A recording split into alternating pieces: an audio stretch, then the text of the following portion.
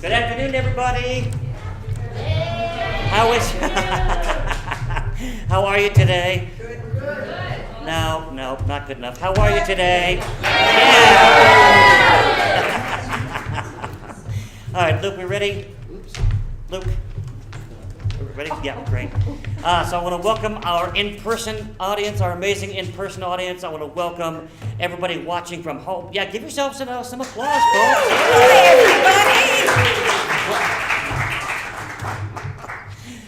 This is Deb's first time on stage, so she's excited. Yes. I want to take a moment again. Thank you for being here. Thank you for watching at home. If you're in our in-person audience, make sure you have silenced your cell phones. Please do that. There will be a brief intermission between Acts 1 and 2, during which you can visit our friends at the bar. I hope, did we get some free mimosas out there? Yes? Fabulous. Wonderful. Thank you very much. No, thank you. We're so pleased to have you here. Of course, we have just announced our 2021-2022 season. It's going to be starting in July. If you're not already a season ticket holder, please join our family.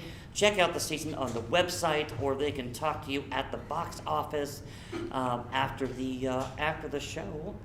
Are you folks ready for a good time? Yeah. Wonderful. Welcome. Let's get started.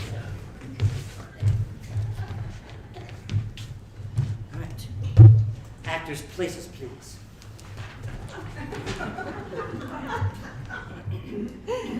All right. Fireflies by Matthew Barber. The setting is Groverdale, Texas, in the southern part of the state, July 1995, population 1,742. The interior of a well-designed two-story house, 70 years old, maybe more, aged but built to last. We see only the kitchen. Old items clutter the shelves and counters. Decoration is a hodgepodge from the past. Through an open door and over the sink windows, we can see into a large screened porch. Grace Bodell enters. Never in all my life. Eleanor, I told you that if you left those figs for one more day, there wouldn't be a one that the birds hadn't pecked, and that's exactly what happened. Every last one of them.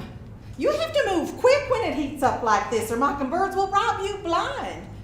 I could see them gathering in your thicket after the storm on Wednesday, and I just knew what they were up to. Hey, they just will rob you blind. It is not like you to let mockers have their way. I sure do wish you'd listened to me. And I guess what's done is done. You can't unpack a fig. I can see your thicket clear as day from my kitchen window. You used to be able to see clear on through to your rental property, but everything's so grown up now. Shame we lost Pete Maloney. He used to keep your property so tidy. The Sheffley boy's doing a nice enough job for me now, but I know how you feel about having former students around your place. It was about to drive me crazy watching those mockers. Had half a mind to come pick your figs myself, but I got stung by a wasp cleaning up my own yard. Hurt something fierce right here on the end of my elbow. An elbow has no end, Grace. An elbow has a center. On the center of my elbow then. Home alone, of course. Lucky I didn't go into anaphylactic shock. Well, it happens, Eleanor. Your throat swells up. You can't catch your breath. Slow suffocation. Drowning in your own saliva. If you were worried about drowning in your own saliva, you should have called. I did call. I called that evening to see if you'd made it through the storm all right, and to warn you about the mockers, and to tell you to lock up on account of the drifter that's been nosing around, and you about snapped my head off. Never even got to the wasp. I didn't snap your head off. You caught me at a busy moment. I told you that. Seems like lately I always catch you at a busy moment when I call. Lucky that you live so close. I called again yesterday morning, but you didn't pick up. Well, I was feeling a little off yesterday morning. Well, I'm sorry to hear that. Anything you want to talk about? Not particularly. Well, I thought I'd stop by in the afternoon, but your car was gone. I drove over to Paleyville to do some shopping. All the way over to Paleyville? Alone? The whole 12 miles. It's a funny thing to do when you're feeling off. Women alone have got to stick together, Eleanor. You had wasps this year? Every year I can remember. Wasps and mockers, frogs and flies. Texas is downright biblical in the summertime. Are you planning on going the whole summer without getting your cooling system repaired? Fresh air's fine. It's the middle of July. There is no fresh air. You came to borrow something, Grace? A can of pineapple. At least clear off that porch so you can use it again. You always enjoyed your porch. I could sit on a porch all day in the summer, especially one as nice as yours. Your daddy built the nicest house on the block. I've always said that. Grace notices a stack of library books on the table. Oh, you going to the library today? Same as every Friday. Oh, not this Friday. Closed due to the damage from the storm. Most likely old Miss Grimley just wanted a few days off. She'll shut down that library for a cloud. Thinks she's the gatekeeper of knowledge. No, when we all know that's your job. Well, I just mean from you teaching school all those years. Did you do something with your hair? I put a rinse in it last night. Yeah, yes, you did. It looks nice. Busy day yesterday. Patsy's due home tomorrow. I'll have to warn her about the drifter now, too. Sure was a nice service they gave Dewey. You didn't think it was a nice service? It always astounds me how fools instantly become saints when they die. You thought Dewey Newsom was a fool. Thick as a brick. Always was, even when we were children. Well, did you get your casserole dish back from Patsy before she left? No, I did not. Okay, well, I'll remind her when I warn her about the drifter. Grace picks up one of the library books and examines it. Eleanor, what have you been reading?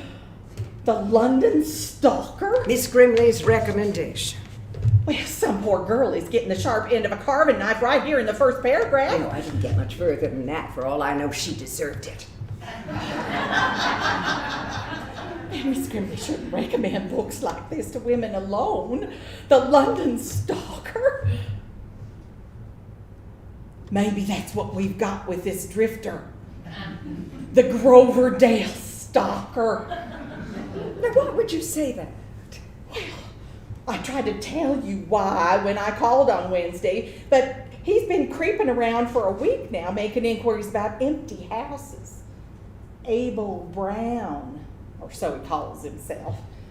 Not a bad-looking man for his age, but I suppose it's not the bad-looking ones that we have to be careful about. Meaning what? Well, meaning that it's not the inquiries about empty houses that got people talking. It's the fact that all of his inquiries have been placed with single women. Oh, have I got you spooked about the drifter? Is that what's wrong? Have I said something is wrong? Well, no, you haven't, but then you wouldn't even if there was. I mean, work.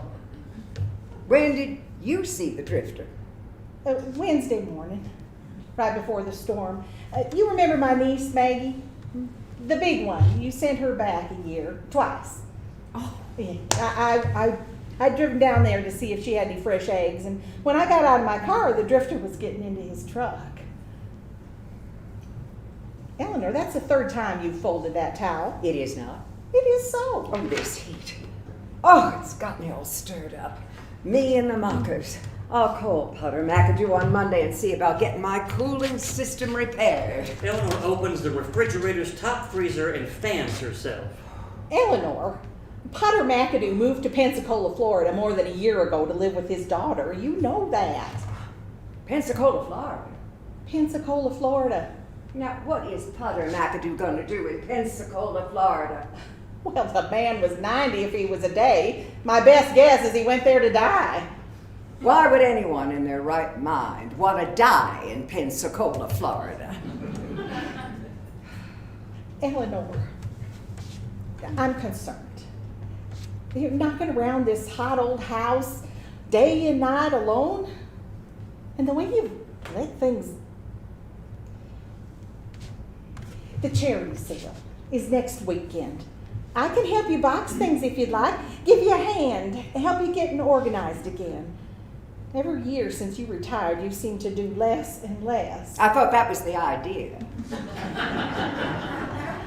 Well, you don't even show for twice monthly dominoes anymore, and you're always top scorer.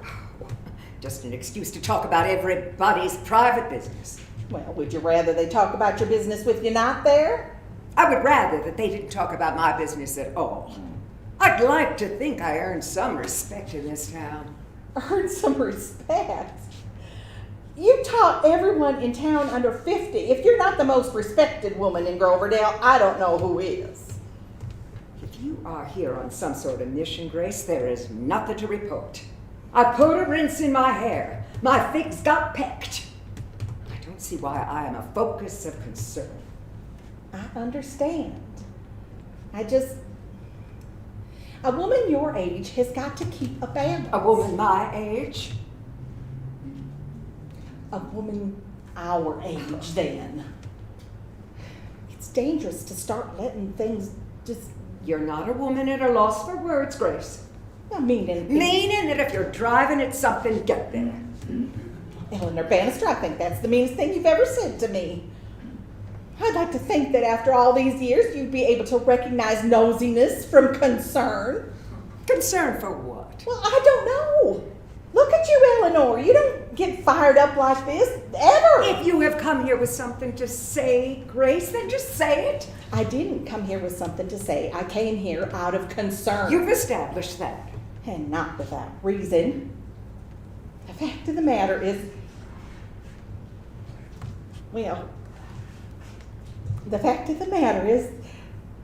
I saw something. I have a right to look out of my own kitchen window. The fact of the matter is... Stop saying the fact of the matter is. Well, fine. I'll just come right out and say it then.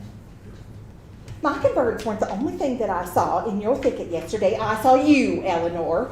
I saw you coming through the thicket from your rental house barefoot in nothing but your nightgown. You just finished telling me that with everything grown up, you can't see my rental house anymore. Well, I can if I stand on a chair.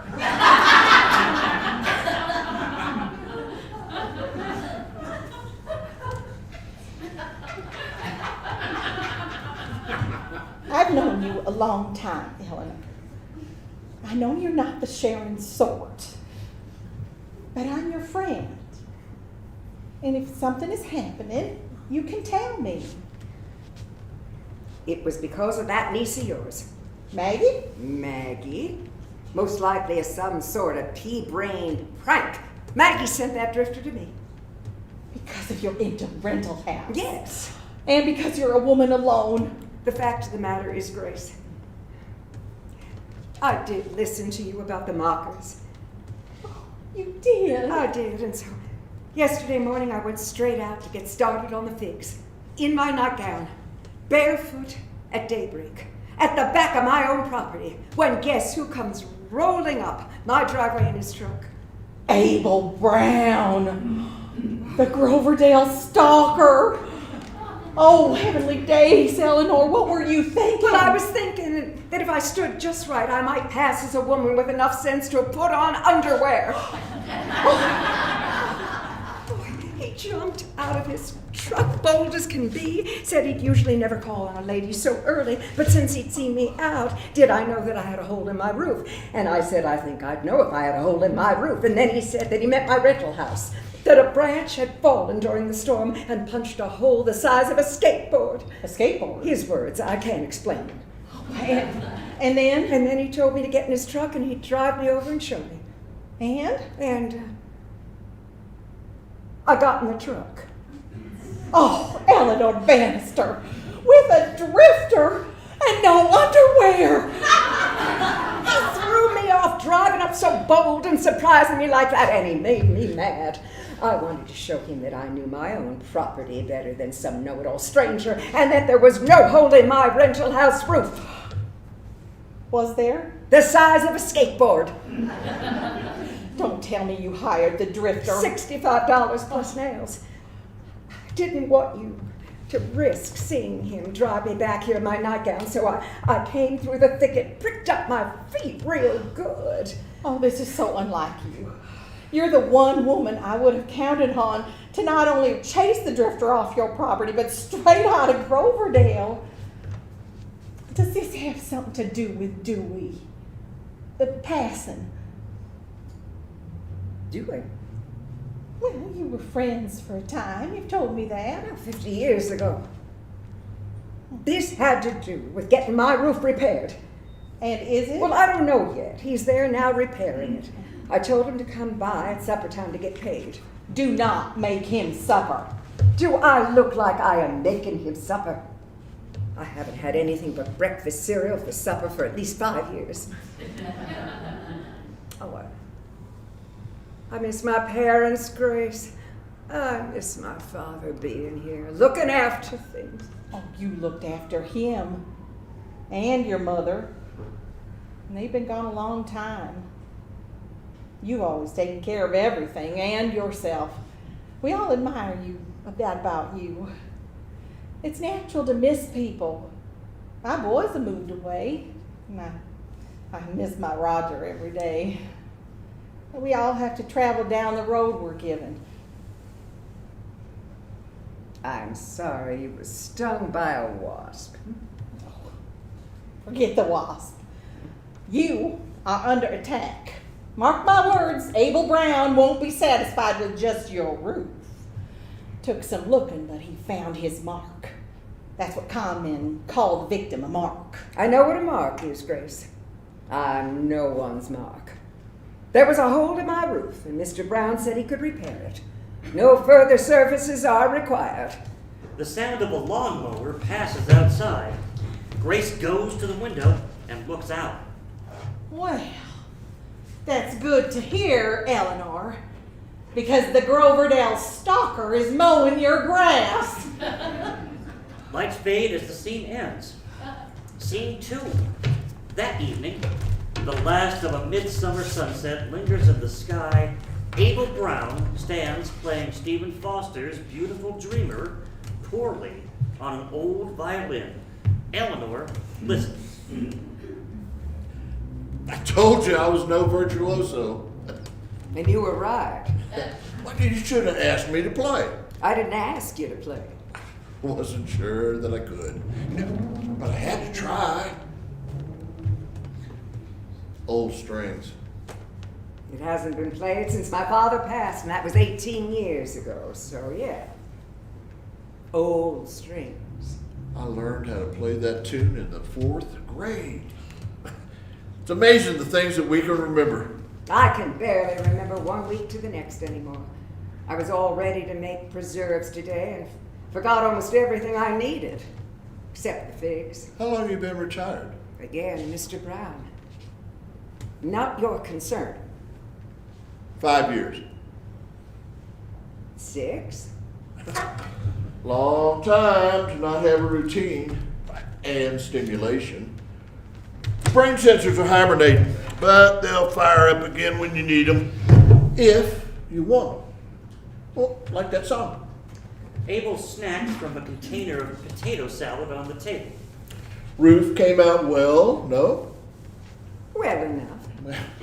These shingles will look better once they've got a little age on them. Most things do.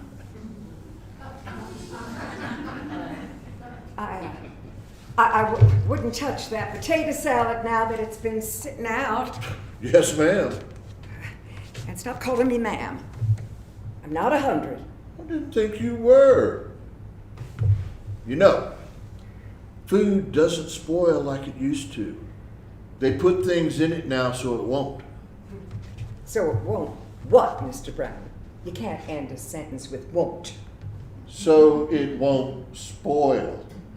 We still get at least one case of ptomaine poisoning every summer. Well, I wouldn't want anyone to think that I brought you supper to poison you. I'm still a little suspect around these parts already. That's not what I meant. And you're not so little. What's that? You said you were a little suspect, and I said that you're not so little. A play on words. Was that humor, Miss L? You have the biggest feet I have ever seen. Oh, Brown family curse. My mother had feet the size of gunboats. Not like you. I couldn't help but notice yesterday morning that you have real ladylike feet. I have already told you I don't want to talk about yesterday morning. I know. You told me. Still a nice thought. Fireflies should be coming out soon. Fireflies are always out. Well, not so you know. Shouldn't it be largest feet? What? Well, shouldn't it be the largest feet you've ever seen, not the biggest feet? What have you been doing for most of your life, Mr. Brown? Oh, nothing extraordinary. I drilled wells, built houses. I'm good with cars and plumbing, renovations and repairs. I wrote a song once. Somebody stole it. I heard it on the radio one day. Not half bad. Mostly, though, I've just traveled around looking. For single women with empty houses? That is the second time that you have said that. I like houses, it's true. Always have. Most travelers do, I imagine. And single women? Well, that's a whole other can of worms. And no, just looking. For what? I couldn't tell you. I'm probably just chasing my own tail. But there's no law against that. What about you? What about me? Well, what have you been doing for most of your life? Well, I've been right here where I belong. Teaching school and picking figs. Only you don't teach school anymore. I have a full life. You needn't worry yourself. Oh, I never worry myself. I have that impression. Ask me, worrying's just an excuse. Just a nice way to avoid things. I'm not saying that I run around jumping off cliffs, but I am not saying that I run around avoiding them either. You know, cliff can have a pretty nice view if you stop worrying about falling off. You haven't touched your wine. Oh, damn it. I forgot David Wiltshire. A beau, I suppose. A former student, or a pupil, I should say. There's a difference. How's that? Well, a student is interested in learning. A pupil is only interested in getting out. Mm-hmm. He asked me to come and see his fields at harvest time. Well, I pupiled through school for 10 years. Almost 11. He was worried about the humidity. Some worries are warranted, Mr. Brown. I could never be a farmer. Too much uncertainty. And you like certainty. Oh, I prefer it, yes.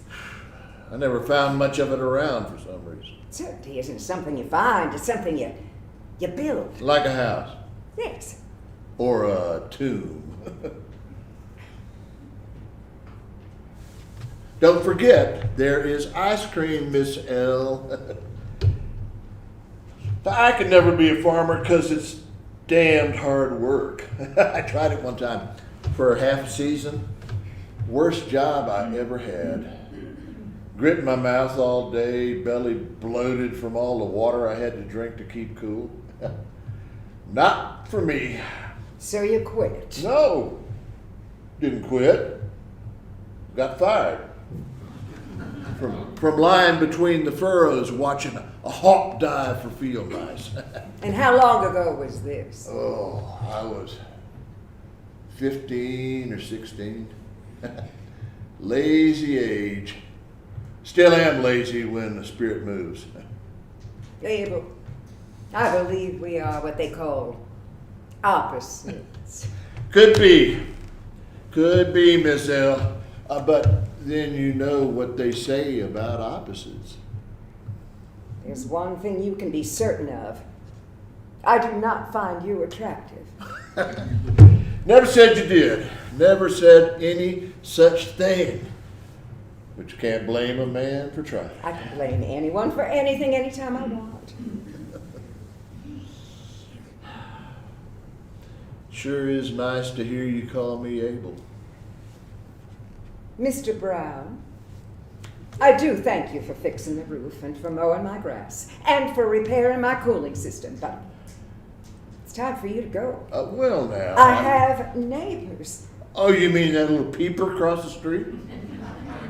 That little peeper is my good friend, and yes, she knows you're here. She thinks you're a con man.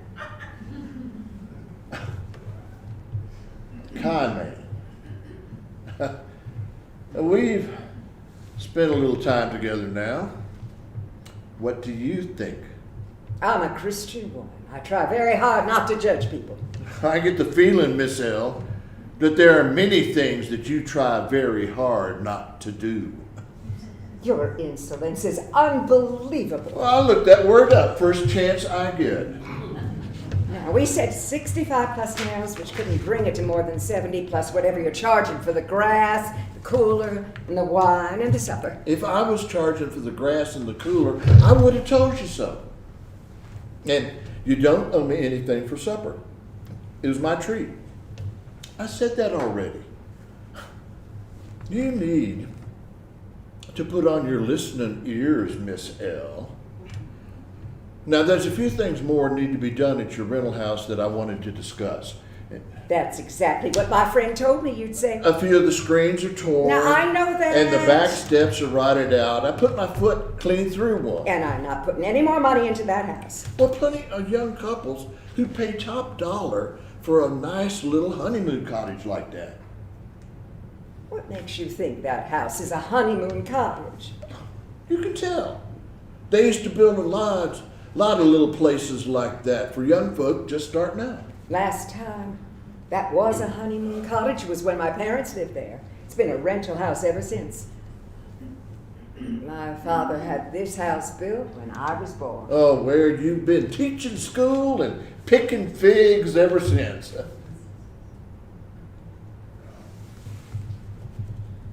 Miss L, please. It's been a nice evening. The ice cream is melting, and I only have a little more to say. You know, I live in a trailer. Well, how would I know that? Well, you know now, and I've been in it a long time. Because you're a drifter. Because I am a traveler. I've been traveling all over.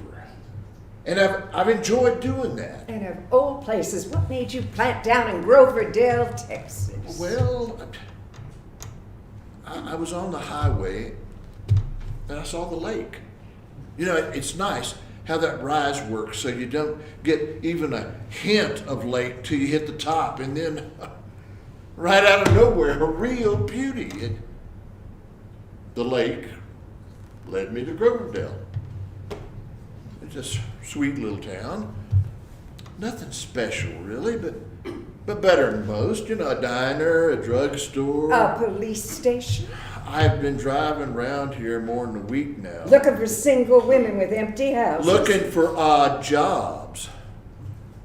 Now, that storm came in handy. Oh, I'm certain it did. There was still nothing special worth sticking around for until I saw that honeymoon cottage. And the pathetic old maid who owns it. I hadn't met you yet.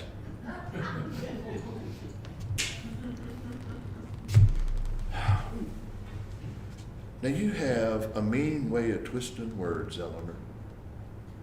It's because you're smart and you can, but that doesn't mean that you should. Now, I brought you supper because I wanted to, not that you thanked me for it. And I fixed your roof for half of what anyone else would have charged because I don't take advantage of people. And I mowed your grass because when I see grass that wants to be mowed, well, I feel like something in me just feels good about being the one to mow it. Now, if you want me to go, I'll go. But I have a proposal to make first. And I'm wondering if you could be respectful enough to just sit there and hear me out without any more smarty pants remarks. Now, I am parked at the campground by the bridge. Not a bad spot, but right now I am sick of that trailer. I'm not renting out that house. I don't want to rent that house. What then? Well, let me stay in the house, and while I'm there, I'll renovate it. You must honestly think I'm a fool. I'll start in the kitchen. Tear out the sink and the You cupboards. will do no such thing. But you can't rent a house that's falling apart and get anything for it. But I'm not renting out that house. You need to put on your listening ears, Mr. Brown. If anything, I'm selling it. Rent it, sell it. Either way, you have a fine little place. You're just letting go. This conversation is over. What do I owe to you? Now, Eleanor, look. You know what I said about that song, Beautiful Dreamer? About brain sensors firing up again? Well, I've been feeling something like that for a while now, like something's lighting up, a want of some kind. You ever feel like that? Certainly not. Well, that's what I've been feeling. And my instinct tells me it might be wise to sit down for a minute and figure out what's going on. And your instinct tells you that you should do that in my rental house? I'm offering you free my priceless labor. Materials aren't free. It's an investment, Eleanor. People do it all the time. I know all about investments, Abel. I've managed everything here for a good many years. And very nicely. I can see. But a smart person like you knows to weigh her options. A woman in your position, for instance, might be renting out this beauty instead and living in the small one. I don't want to live in that house. Well, now... Every storm comes round. I pray that house is struck by lightning and burns to the ground. Every morning I wake up hoping something has wiped that honeymoon cottage from my sight. Eat your ice cream, Eleanor. I don't want to eat my ice cream. I brought it for you to enjoy. We said $70. Take 80. Now, I don't feel I've gotten to fully state my case. Thank you for your interest in my rental house. It is unavailable. You picked the wrong old maid, Mr. Brown. Whatever it is you're up to will have to be done somewhere else. I am dismissed. Goodbye.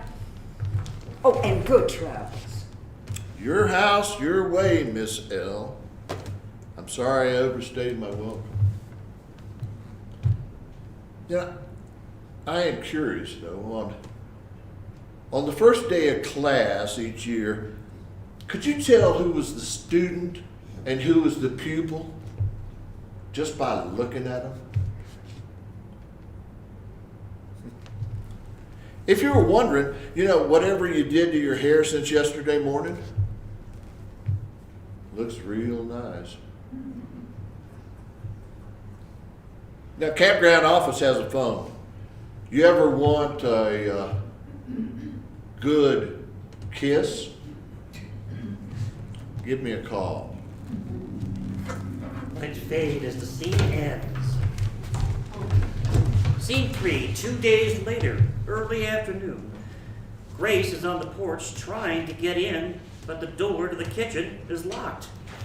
Eleanor? Oh, I see you. Oh, thank the Lord. Eleanor, open the door. Eleanor goes to the porch door, opens it, revealing Grace in her Sunday best, holding a white plastic cake server. Eleanor, Cake? What? It appears. You want cake? Oh, I brought this over to Jimmy open the latch on your porch door. Eleanor takes a half-eaten bundt cake from the refrigerator to the table. Breaking and entering, Grace. I could call the police. Well, I nearly called the police. You haven't brought in your newspaper for 2 days. You didn't answer your phone all day yesterday, and then you didn't come to church today? You have never not come to church. What was I supposed to think? Eleanor sets the cake on the table, takes the cake server out of Grace's hand, cuts and serves the cake. I'll tell you what I thought. I thought I'd find you laying somewhere in this house in a pool full of blood, murdered. Well, I'm sorry to disappoint you. It's Sunday? Yes, it's Sunday. Are you sure? Heavenly days, Eleanor. If it wasn't Sunday, would I be wearing my Sunday hair? What has happened? Are you sick? I thought I was sick. I really did, but it's not that simple. Well, what then? I am not sick. I'm destroyed. I'm in ruins. And it's lying, not laying. What is? I would have been lying in a pool of blood, not laying in a pool of blood. I take it this has something to do with Abel Brown. Abel Brown. Eleanor, you're scaring me. Abel Brown, who I set straight and good. Well, I'm glad to hear it. Abel Brown, who left my house reprimanded and rebuked. And rightly so, I'm sure. Abel Brown, whose name I haven't stopped cursing since he walked out of that door 2 days ago. Impertinent jackass! Impudent fool! Abel Brown, who put his giant foot through the back steps of my rental house, leaving only a crumpled mess. Abel Brown, who played beautiful dreamer on my father's violin and brought a lump to my throat. Not that I dared let him know. Abel Brown, who told Miss Eleanor Bannister the truth and got a swift kick in the pants for his trouble. Abel Brown, who I have found is no longer at the campground by the bridge or anywhere in Grover Dell. Abel Brown was moved out. Oh, sweet Jesus. Oh, honestly, Grace, if I weren't a Presbyterian, I'd kill myself. I have sat here looking at this house, looking at it. Oh, it's so difficult to recognize a tomb when you've lived in it all your life, when it's been built up around you, but I sensed it. He named it. A tomb. This is why Abel Brown shops for women alone. No, this has nothing to do with Abel Brown. Well, what does it have to do with them? An elderly man in revolt. Well, now, all that's happened is you've had a lapse. No, Grace. No. It's not a lapse, it's a panic, and it's not new. Remember last fall when I volunteered for the school trip to the Natural History Museum? Well, of course I remember. And you couldn't catch your breath, and you spent the entire afternoon in the planetarium with your feet up. That was the first time I felt it. We just entered the Hall of Dinosaurs when my heart started pounding out of my chest. I'd been in that room at least 50 times in my life, but this time, I suddenly had the sense that all eyes were on me, that the dinosaurs had recognized me as one of their own, and they were welcoming me in. Now, the doctor said it was a reaction to your blood pressure Oh, medication. I know what the doctor said, but I also know what I felt. It's panic. And since then, something worse. Ridiculous thoughts. No woman my age. It's not ridiculous. It is ridiculous. Oh, everything about it is ridiculous. Ever since the museum, I felt as if it'd been written all over me, that everyone in Groverdale could see that old Miss Bannister was coming undone. I even had to leave Dewey's funeral early because I thought I was gonna burst open somehow, do something embarrassing. And I did. I drove to the middle of a field and cried for an hour, and then came home and ate an entire banana cream pie. You've been feeling like this since last fall? I wish you would have said something. But I thought I'd find myself again, regain my balance. Oh, just look. Mr. Brown, he didn't take any personal liberties, did he? No liberties were taken. He was staying at the campground by the bridge? In a trailer. Well, how do you know he's gone? Because I went there last night and I looked for his truck. Oh, Eleanor. And then this morning I called. They said he pulled out yesterday afternoon. I disguised my voice, Grace. Abel Brown, he clouded your mind. Oh, the clouds had already gathered. Did he inquire about your rental house? He proposed that I let him live there for free, and in exchange he would renovate the place. Live there for free? While no doubt finding his way into your finances and who knows what else. You said no, of course. I said no. Well, I'm telling you, Eleanor, Abel Brown's aim was to get that house. Get it? Well, take up roost and sell it, steal it, fix it up, sell it, and then scoot out of town with the money. Now, how could he sell a house that I own? By marrying you. Oh, the panic. Now, you've been talking about selling that house for I don't know how long. Let's just go ahead and get it over with. I'll help you. My father meant for that honeymoon cottage to be mine. I know he did. Eleanor, you're human. I know you don't want to hear that. Abel Brown knew it the minute you got in his truck in your nightgown. He didn't know your history here, where you stand. He knows better now, and so do you.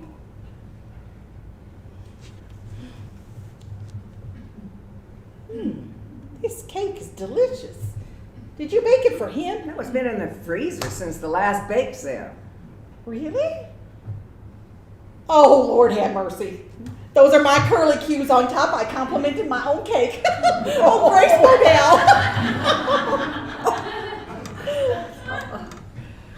I have so many thoughts that are running circles in my mind, Dewey. My parents, 40 years as students everywhere I go. Not even students, pupils.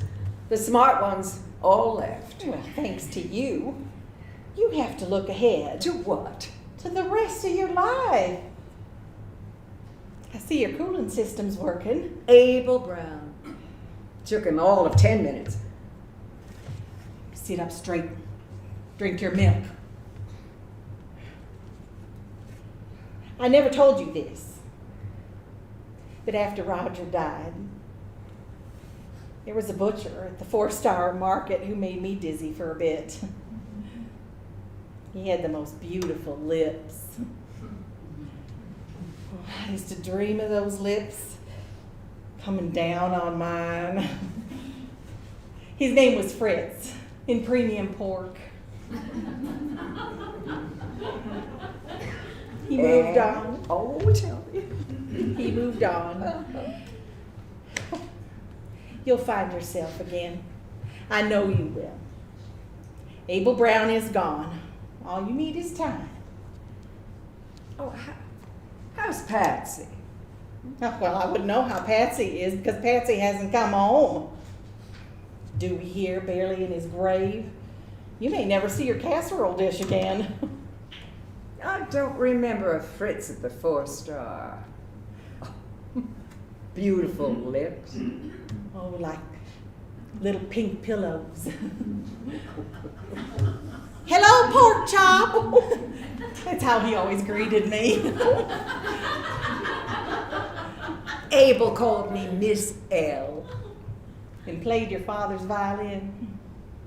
But what's to become of me?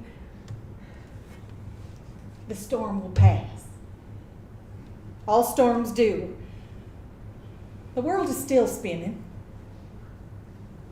The world is still spinning. And certainly not around Abel Brown. Lights fade. End of scene. Scene 4, 2 days later, noon. Abel Brown pokes around Eleanor's kitchen alone, waiting.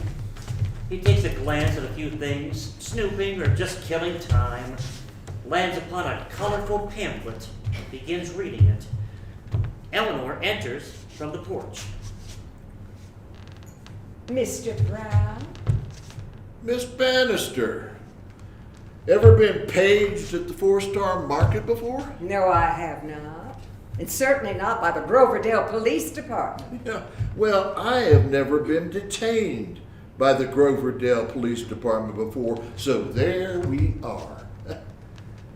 Your little peeper across the street sure knows her mischief. Well, what were you doing at my rental house? I'm fixing the back step I put my foot through last week. Without my permission? You know, I had the distinct impression you ever saw me again, it'd be too soon. I see you've made yourself at home. Oh, the boy brought his lunch. What boy? Well, Officer Claymire. You know him. A former student of yours, or pupil. I didn't ask which. We had a nice chat. Told him he could go, though. You can talk anyone into anything, can't you? Not usually. Eugene Claymire in my house. Did he have a good snoop around? Well, he stayed right here in the kitchen like I told him to. Yep. He says that he gets called out by the little peeper every few weeks about some kind of nonsense or the other. You know, you might want someone with a little more credibility looking out for you, Miss Ellen. You were trespassing. She had every right to call the police no matter what that fathead Eugene Claymire, whose highest academic achievement was dropping a string of Chinese firecrackers through the faculty washroom window, thinks. The phone rings. Hello? Hello, Grace. Well, you did the right thing. No, he's right here. Because that's what I told them to do. Now, I will handle this and call you right back. Yes, I will, Grace. Grace, I said I will call you right back. Eleanor hangs up the phone. I looked up that word, insolence. You used it correctly. Brazen, disrespectful attitude. I apologize for that. I thought you were gone, Abel. Well, I moved from the campground by the bridge to the campground by the lake, but I am still in Groverdale. What's that pamphlet you're reading? Woman's Guide to Osteoporosis. Are you getting your daily allotment of calcium and vitamin D? Oh, yes, I am, thank you. That's good to hear. Good to hear. Now, why don't you have a seat and I'll make you some lunch. You have had a very stressful morning. I need to put away my perishables. I can handle that. He puts away the groceries. Did you finish your preserves? Yes, I did. How about some preserves on toast and a glass of milk? The preserves are to give for Christmas, Abel. People expect them. He looks into the refrigerator. Well, you've got peanut butter and jelly. Don't mean to boast, Eleanor, but I have a way with a peanut butter and jelly sandwich. Take a seat, and you can be the judge.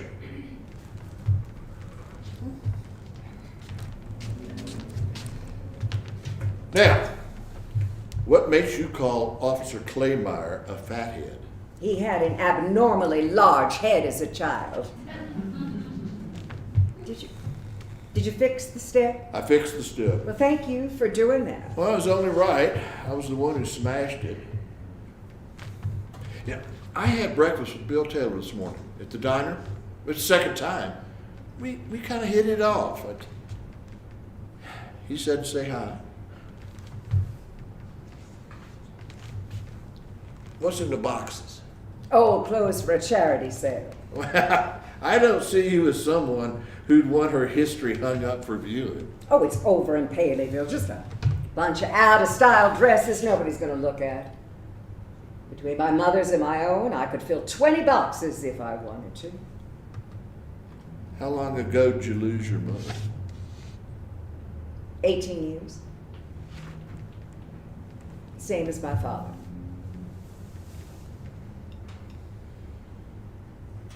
They went together. He had a stroke at the wheel, hit a tree on Roan Road. You still see the mark if you know what to look for. You an only child? Yes. You? I had a brother. He's gone now too. Long story. Abel, I want to ask you something again.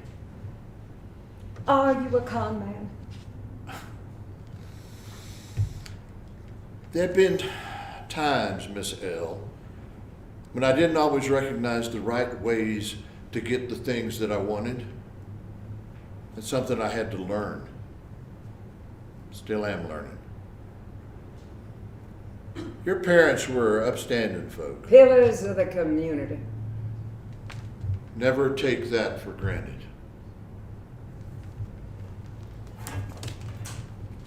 You know, the Fireflies, they put on quite a show at the lake last night. You know, I always wondered what inspires them to do that. It's a mating dance. I always thought it might be.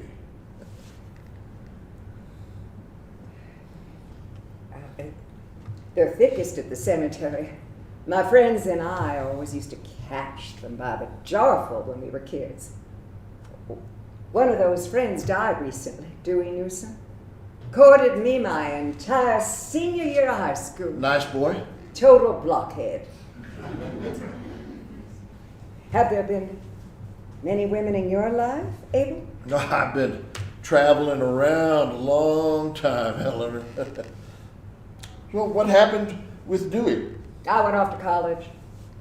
Wasn't there 3 months when he married Patsy Carmichael, one of the mayor's daughters. Shotgun wedding.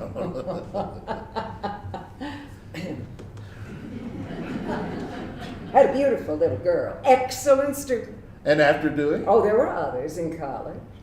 Foolish boys. One of them told me that I lacked abandon. My parents taught me many things. Abandon was not among them. Now that I would argue with. Anyone who picks figs half naked does not lack abandon.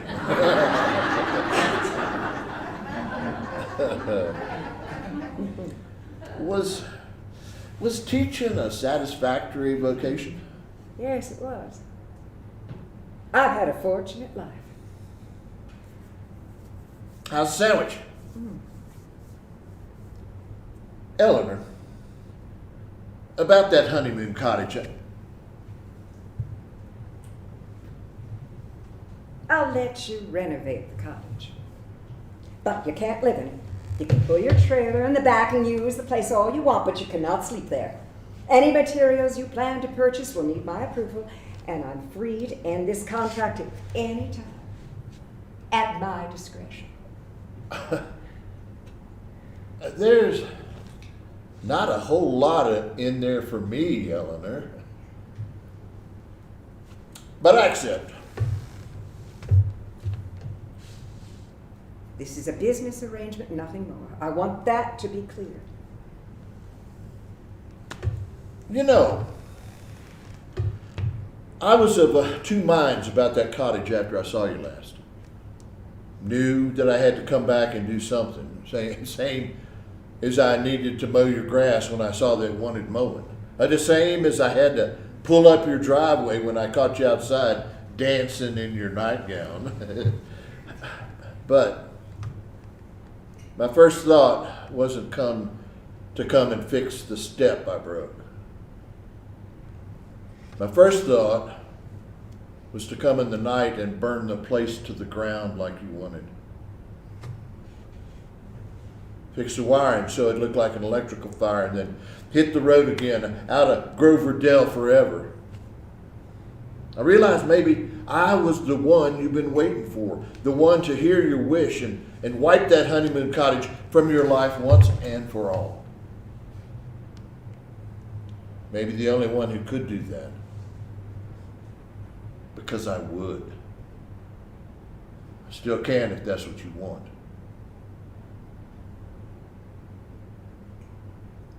I don't know what I want. It seems right to tell you, Eleanor, that those are the exact words every con man wants to hear. The phone rings twice.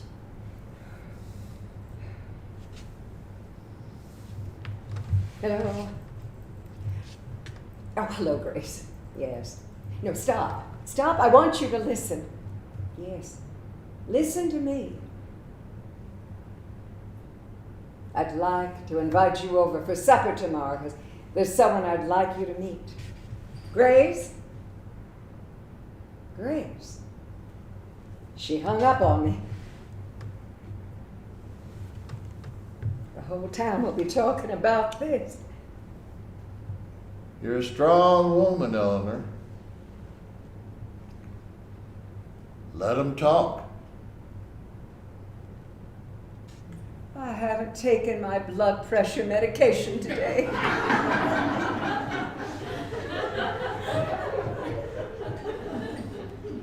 Well, if at any point you feel like you need a doctor, I'll make the call. Abel sets the phone receiver off the hook. Lights fade. End of Act 1.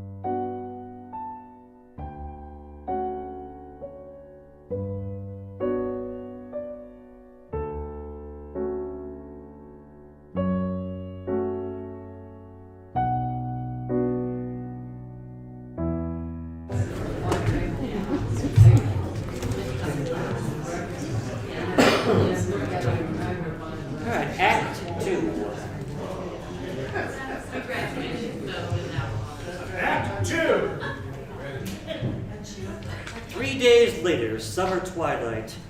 The shelves in the kitchen are empty of clutter. Old curtains are gone. A houseplant or two has appeared. A leaf has been added to the table, making it big. Officer Eugene Claymeyer stands writing in a small notepad.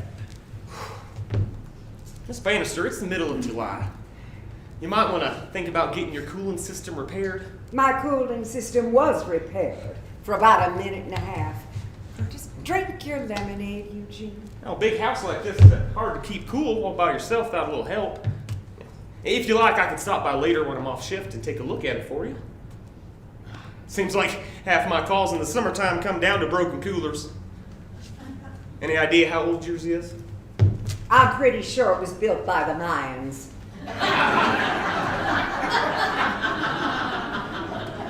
Just sit down, Eugene, and loosen your collar. I won't report you.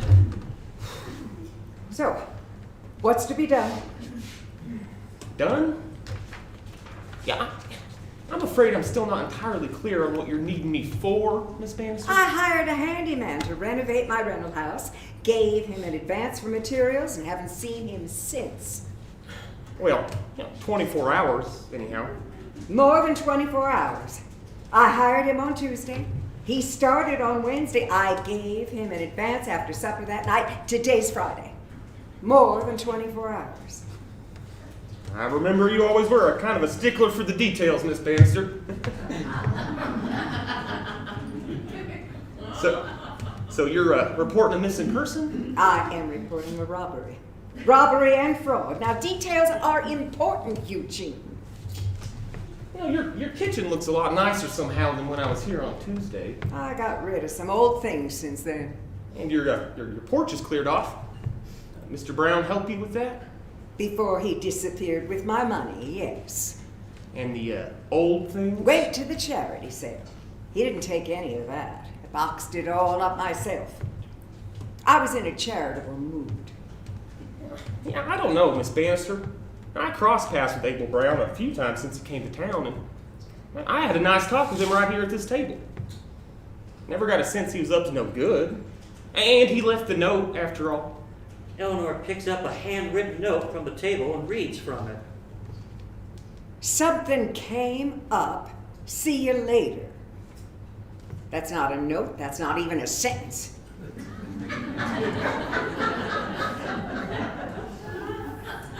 Why would he do that if he was skipping out? Just wasn't the sense I got. What was the sense you got, Eugene? That was funny. I just felt like I was back in school the way you said Eugene.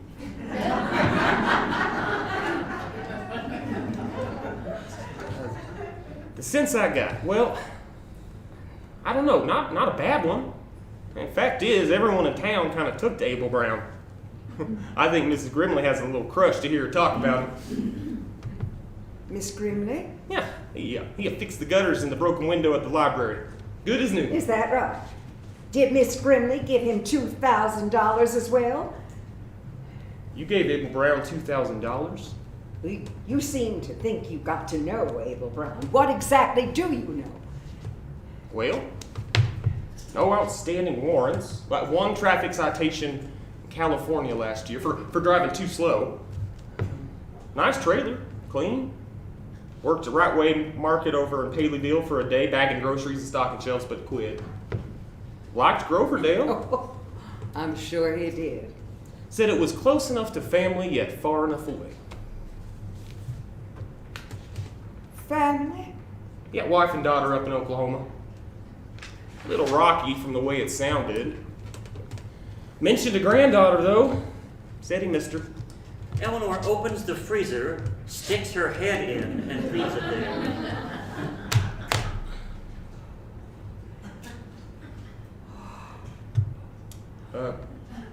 You all right?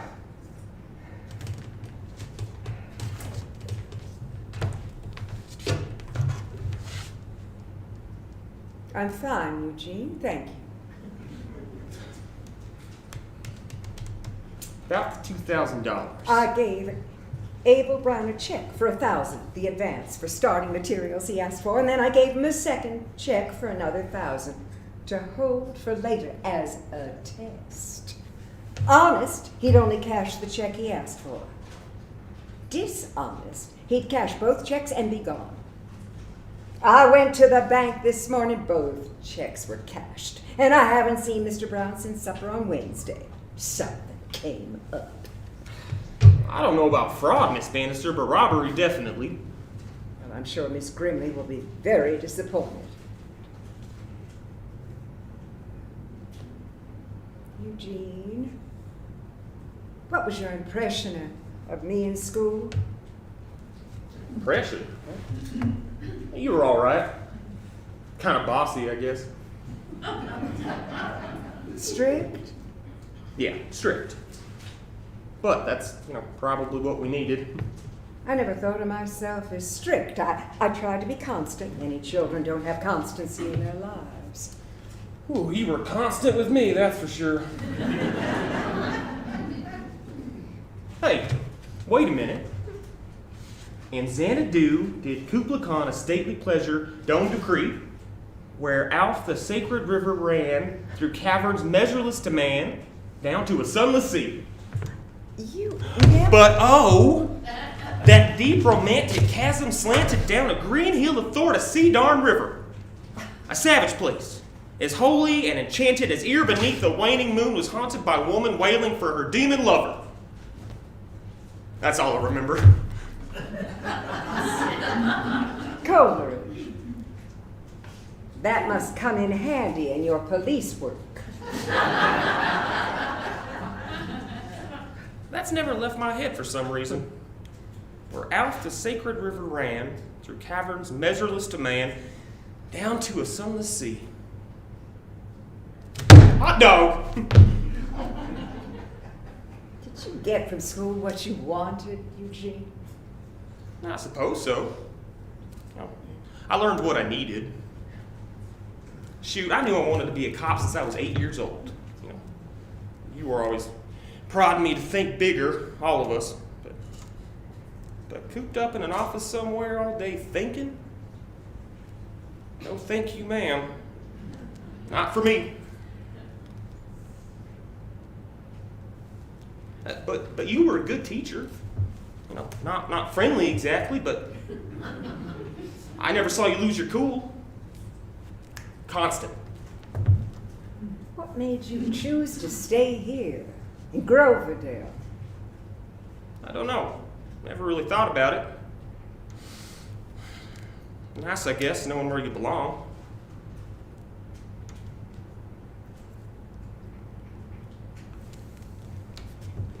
You should meet my girls. I have 2 of them. And, one's a right little smarty. You'd like her. Straight A's in every subject. A bit of a lone star, too. Like you. The other one's more like me. Always up to something. My strongest memory of you, Eugene, involves a string of firecrackers in the faculty washroom. Guilty. But I was also the one that saved the Whitaker twins from drowning at the lake at our graduation picnic. I'd forgotten all about that. Maybe we're all not here just to get the answers right. I guess Abel Brown fooled me too. Feel kind of stupid now. I'd like to meet your girls, Eugene. Bring them by sometime. I'm real sorry this happened to you, Miss Bannister. Hello? Hello? Oh, hello, Eugene. Mrs. Bodell? Doesn't that porch look nice, all cleared off?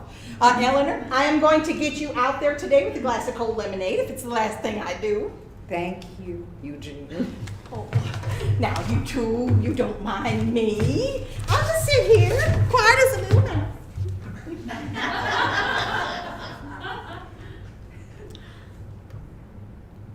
Give me a call if you hear anything.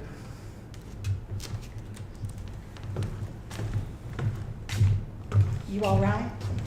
How did it go? Oh, mission accomplished. I might be the talk of Paleyville tomorrow, taking donations back from a charity sale, but so it shall be. I grabbed anything from your boxes that looked cool. Did they make you pay? Oh, I offered, but they said to go ahead. Must have thought I was plumb crazy or needy. Probably thought, that poor old thing must need those things more than we do. I'm the crazy one, giving away all of my clothes. Well, you got carried away, caught up in a mood. But it's over and done, and nobody's judging. We'll go to Lorimer's tomorrow and get you some basics, and it can feel like a fresh new start. Eleanor starts to take the clothes out of the bags and stacks them on the table. Any word?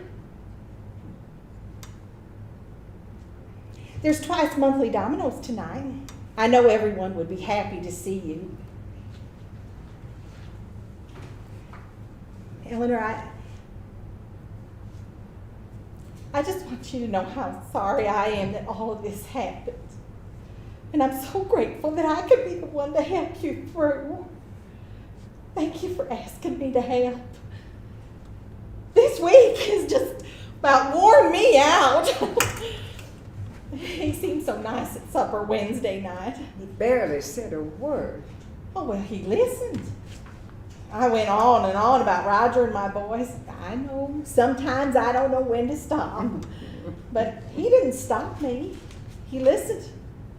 And the way he talked about Groverdale, I really believed he liked it here. I went home and I ate all the words I'd said about him. Made me so happy to see you like that. Like what? Oh, I don't know. You were different, Eleanor. Lighter or something. I still feel light. Well, naturally. Half the things are gone.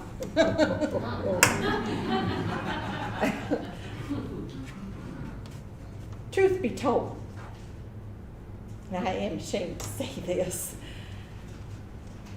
I was a little jealous about the drifter I was warning everybody about, and you. That night I had a dream that you were gone. I came over and you'd just up and flown without a word. You know, I asked Maggie if she'd sent him over here as a prank. She swore it wasn't. She liked him too, same as the rest of us. He's married. What? Married. With a daughter and granddaughter in Oklahoma. And most likely half a dozen other states as well. Eugene just filled me in. What a piece of work. As you say, over and done. And look how nice everything looks. All it cost me was $2,000. Oh, Eleanor, don't remind me. The money doesn't matter. Well, it does too. It all matters. It doesn't matter. I wanted to let everything go, and I did. Abel Brown had nothing to do with that. I'm going to sell my rental house. I want that gone too. Well, I still just feel awful. There is something else that's gone. The panic happened just now when I was talking with Eugene. Really? Yeah, I felt it go as fast as it came last fall at the museum. It's possible, Grace, that I have undervalued your friendship. Oh, you have. But I won't hold that against you. We have walked through the fires, Eleanor, but we're still standing.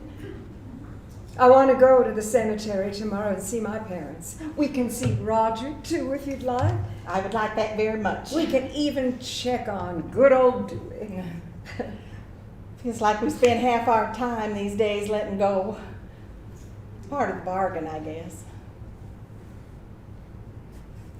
Eleanor, you don't ever have to tell me what transpired between you and Abel Brown.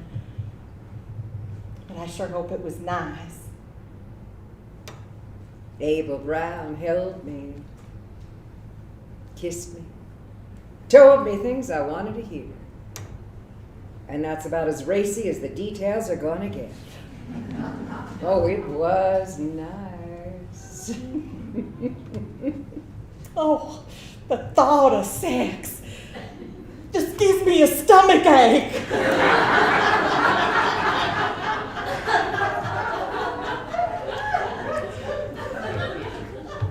Now, when people ask, I want you to tell them the truth, that there is no bigger fool in Groverdale, Texas than Miss Eleanor Bannister. Oh, I will say no such thing. I've known it for a long time.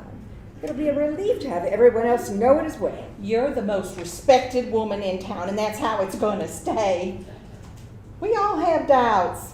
Takes a strong person to rise above, and you're the strongest person I know. You're the strongest person I've ever known. Even when your parents went, when we all expected you to fall apart. I did fall apart. Well, I broke into a million pieces. no one would have ever known it. As far as we could tell, you faced it. Same as you faced everything. You are a Texan, Eleanor, in the finest sense of the word. This table, it feels right now, with the leaf end. Always felt too small to me before. And I'm serious about that porch. I want you out there enjoying it. I am happy to hear the panic is gone. Oh, the clouds have parted. I told you they would. Look, Grace, look. Look how the light comes through that window. It's beautiful. My father built a beautiful house. It's the nicest house on the block. I've always said that. It's the nicest house in Groverdale, and he built it for me. They are quiet for a moment, a peaceful silence, broken finally by the sound of someone whistling Beautiful Dreamer.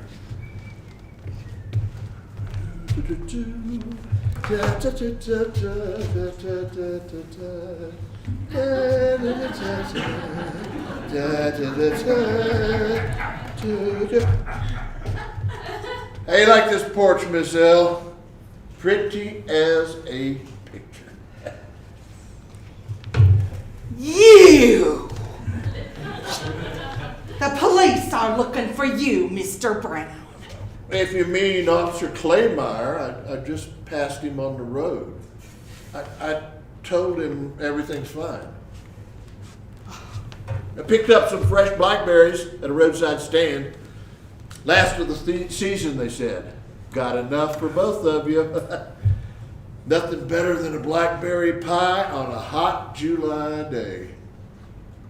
Thank you, Grace. I'd like to speak to Mr. Brown alone. I think you need a witness for this, Eleanor. I'll pick you up for Domino's at 7. I won't hold my breath. There are many things I would like to say to you, Mr. Brown, but I am a Christian woman, so I'm not going to say them, at least not to your face. Thank you.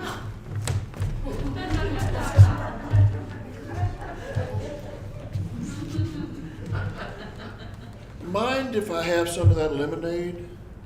I've been on the road all day.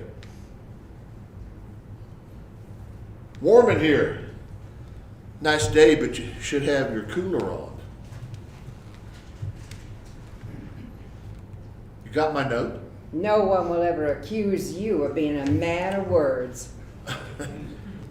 Look, Miss L. You have parked your trailer behind my rental house. Right where we agreed. We are no longer in agreement. Now, Eleanor, I can see that you're fired up. Something came Well, up. something did come up. I had a message when I got back to the campground after supper on Wednesday. I had to run to Oklahoma. It was the middle of the night, or I would have told you in person. Here's the thing. I want my money back. Well, now. I want my money back today. That's not possible, Eleanor. You need to give me a chance to explain. You are a liar. I resent you saying that, but there are some things that I need to discuss with you. If money's where you want to start, then I need to tell you that I had to use some of the money. It wasn't your money to use. Well, you gave me money for starting materials, and starting materials have been bought. I apologize for not asking you first, but the advance money I had to borrow on. I wasn't expecting to, but it solved a problem that needed to be solved. You know, there is another word for borrowing something that hasn't been loaned. No, Eleanor,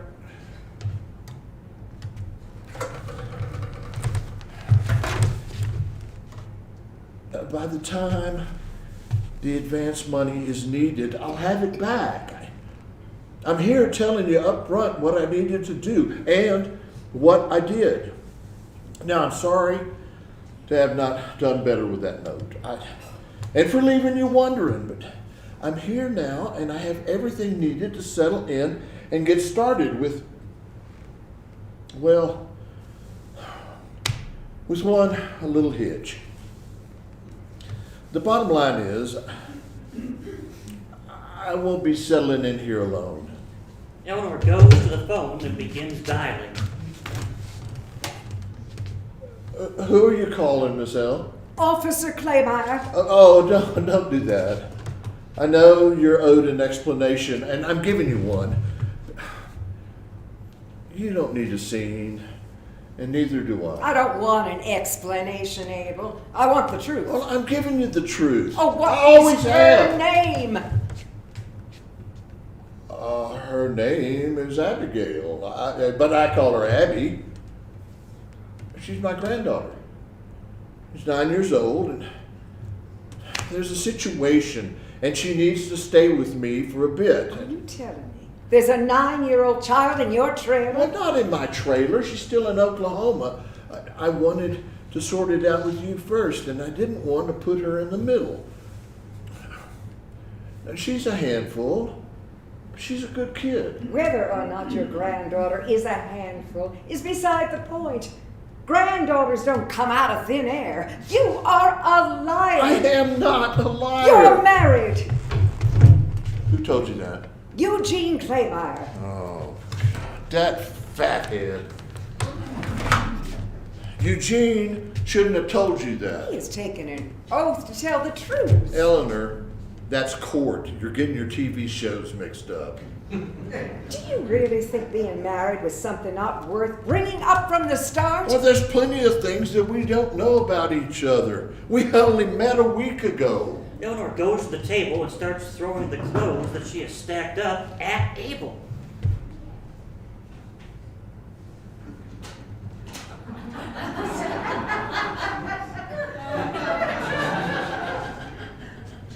Are you finished? If I had any more clothes to throw, I would. I gave away my clothes, Abel, to the charity sale. I started to let things go, and I just didn't stop. Now, don't tell me that you gave away that nightgown I met you in. Gone, Abel. Clothes gone. Money gone. Dignity. Reputation. Oh, you never told me you had a reputation. Oh, very funny. I am very disappointed that you gave away that nightgown. Why are we talking about a nightgown? You spent money you shouldn't have spent. You disappeared as if it meant nothing, and you're married. Oh, Abel, you are married. All the baloney. You sold me that night. Oh, none of that was Eleanor, in the type of life that I've led, sometimes you go down roads you never planned to travel. Oh, my Lord. Are you going to let me explain?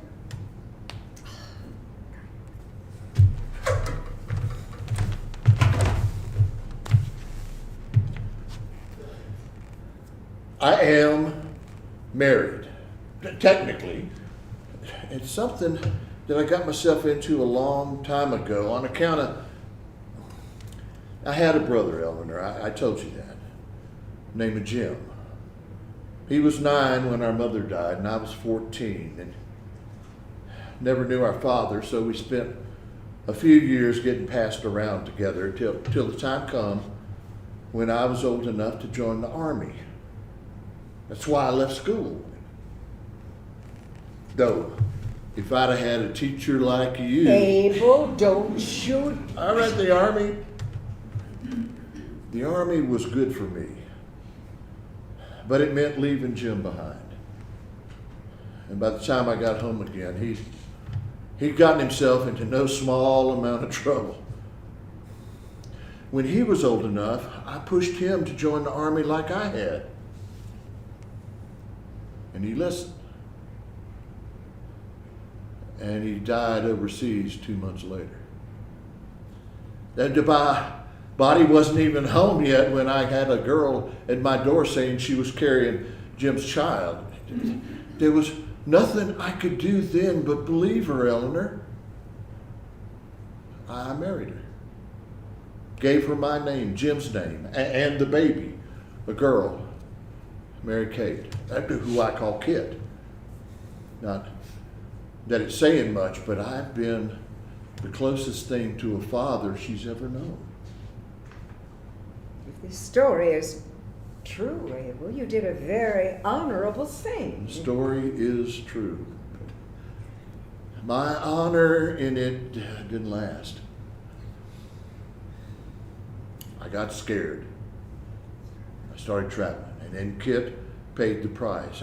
I'm trying now to do better by Abby.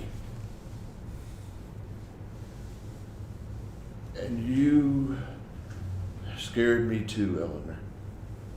At supper with Grace over after our night together, when I got the message that there was a situation, it was a relief. I couldn't hit the road fast enough. Felt like that I had dodged a bullet all the way to Oklahoma. But once I got there, I then put my head down. I couldn't sleep. And I knew why.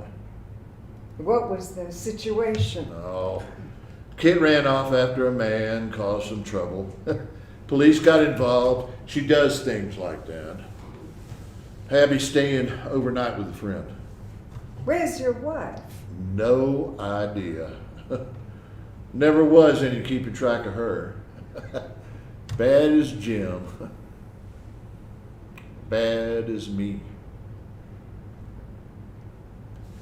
I can't go back and change the past.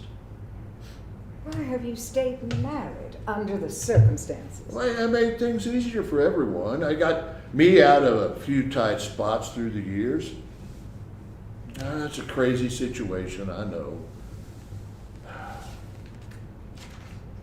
I know that you said our deal was off, but I'd like you to reconsider it. Our deal is off, and I want my money back. Thank you for blackberries. I have a cobbler recipe they'll be perfect for. If you don't mind helping, I want you to take the leaf out of this table. Please.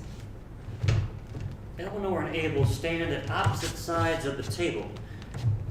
They pull the table apart in unison. Eleanor reaches for the leaf, but Abel stops her. He removes the leaf and sets it aside. They push the table closed. I am selling the cottage. As is, I should have done it a long time ago. Well, then I won't be staying in Groverdale. You can do whatever you'd like.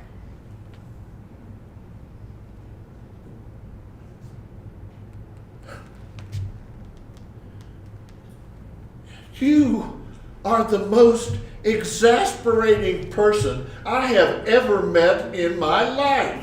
What did I do? What did you do?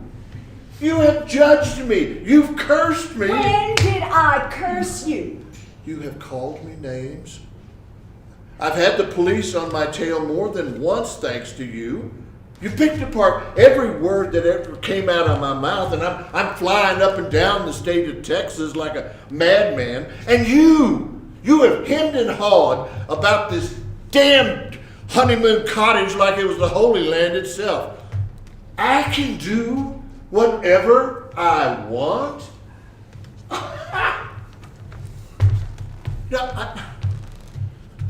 I've done my share of asking round about you while I've been here, Eleanor. I'm free to do that, you know. And you know what I heard? Not one bad thing. The most level-headed woman in town pushed every student to dream big. Now, I don't know if it's that old crow across the street squawking in your ear, or if I just rubbed you the wrong way from the start, but I sure would like to meet that woman everyone keeps telling me about. You know, I didn't need a book to learn the definition of insolence, Eleanor. You are the definition. Who says the man who just called my best friend an old crow? She is an old crow. You know what Bill Taylor sees in her? I don't know. What does Bill Taylor have to do with Grace Bodell? He has had a crush on her for 30 years. You two ever get out of your hen house, you might learn a thing or two. You know, it might interest you to know that Grace thought very highly of you after our supper together. Oh, forget about Grace. I've got nothing against Grace. You just got me fired up. You know, I don't know what else to say, Eleanor. I have spoken from the heart since the beginning, and you call me a liar. I have acted from the heart, and you call me a con man. And if you're confused, well, fine. I'm not ashamed to say that I am just as confused as you are. We are independent people, you and me both. We're used to that, and we like it. I am not an unhappy man. I am not an unhappy woman. Well then, there we are. There we are.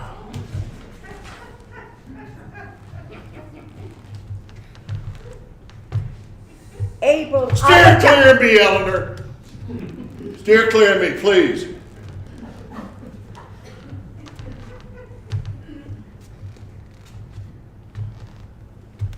Abel, the day you fixed the roof, you talked about things lighting up again. Now, I said I didn't know what you meant, but I did. I've been feeling something like that for a while. You have traveled down so many roads.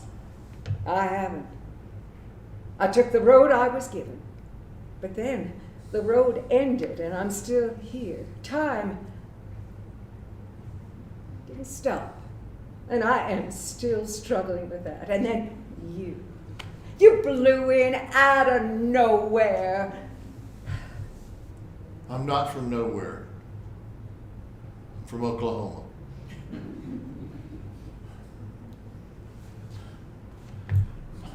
I told you there was nothing extraordinary about me, and there's not. I'm a traveling man with a trailer. How'd I get here? I don't know. A lake, a hole in the roof. Only thing I know is if I hadn't been traveling, if you hadn't been waiting, this might never happen. Nothing unique in that. That's how all living creatures have been finding each other since the beginning of time. Only thing special this time is that it's our turn. Now, every love story has the exact same start. Two people finally meeting.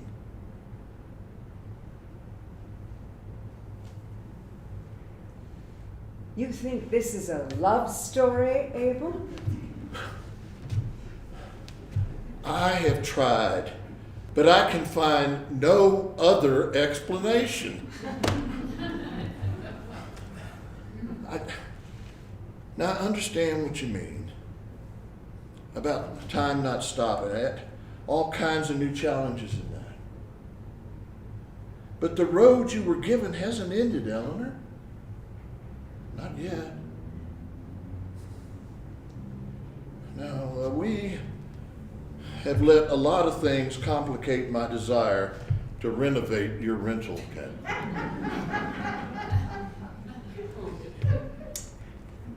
You're right, Aiden. That idea got complicated. You bought starting materials? In the truck, you paid for them, And Abby is waiting? in Oklahoma.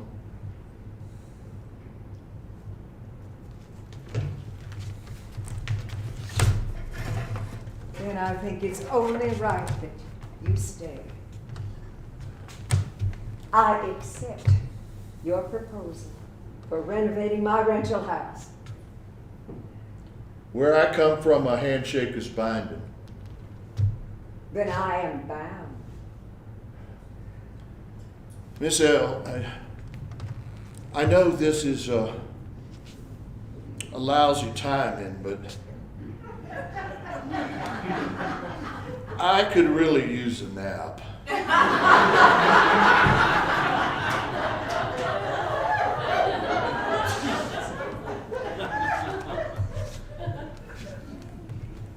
I moved a day bed to the porch. No, my trailer will do for now, but thank you.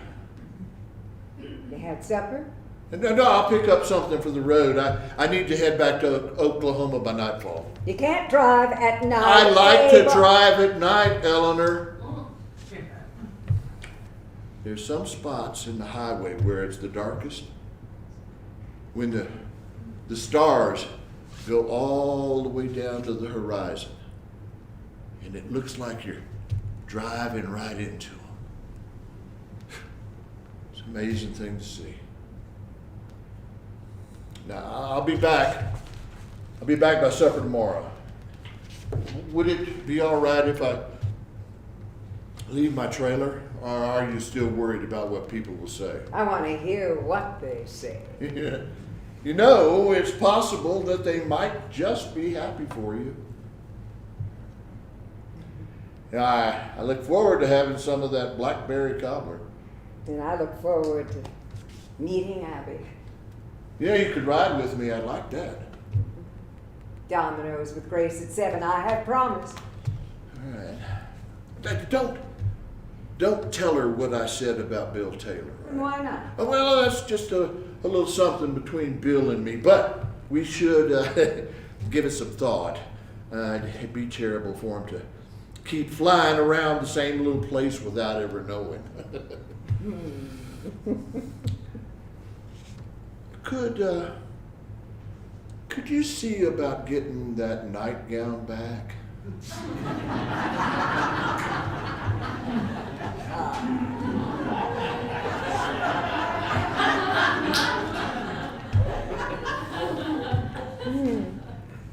Eleanor Bannister?